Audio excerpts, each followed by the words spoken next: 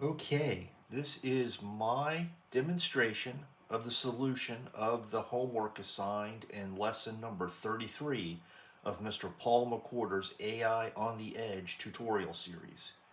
In this lesson, we are taking the code that we have been working on where we take a frame from the camera, we find the faces and the eyes that were on that frame, decorate them with boxes, and then have the ability to turn on or off a tracking system that uses the servos to move the camera so that the center of the face coincides with the center of the frame.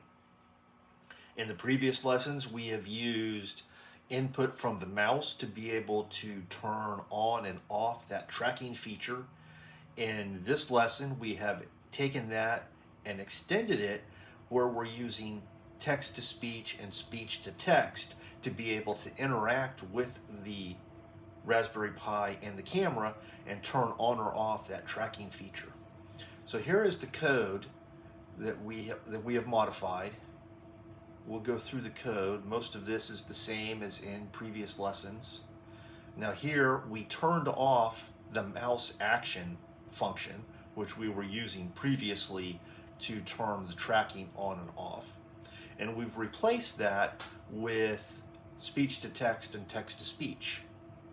Now, one thing we've done here is we have taken functions for speaking and functions for inputs, or I call that spell, speak and spell, quite clever I thought. Anyway, we are putting both of these functions into threads so that these are running in parallel. Now in this, we have also taken the servo controls for pan and tilt and put those in individual threads. Now putting the servo functions in threads did not have the effect that I was expecting it to have for speeding up the code and the number of frames per second that we're getting. I have looked ahead at the solution that Mr. McWhorter published in lesson 34, and I have done some things. The logic in my code is more complicated than what he has, which I think is causing a lot of the slowdown. All right, so we'll go through, we'll check here. Here's where we check to see if there is anything in the queues. And if there's anything in the queues, then we take an action based on that. Here's where we're evaluating the inputs that we're getting into the speaker. So if we hear the word track, then we turn the tracking on. Release turns the tracking off. If we put in abort, then we abort the mission. And if we do restart, everything restarts. So we'll go ahead and we'll run the code now.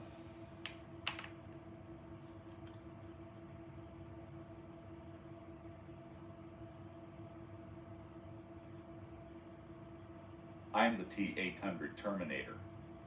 Shall I find a target? Target detected. Shall I track? Track.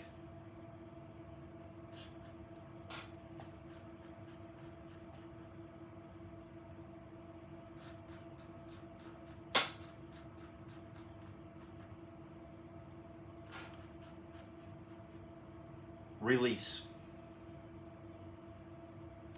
All right, so the track and release function is working properly from the spoken word, but you can see up here that we're only getting a little bit under 4 frames per second, which is pretty poor.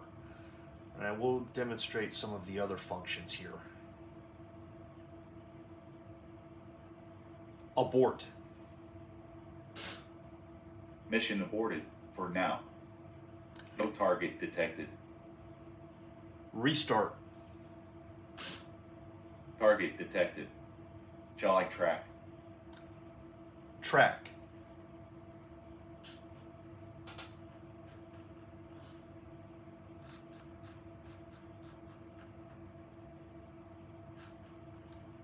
Release. Quit. I'll be back. All right, that has been the demonstration of homework number 33. Thank you very much.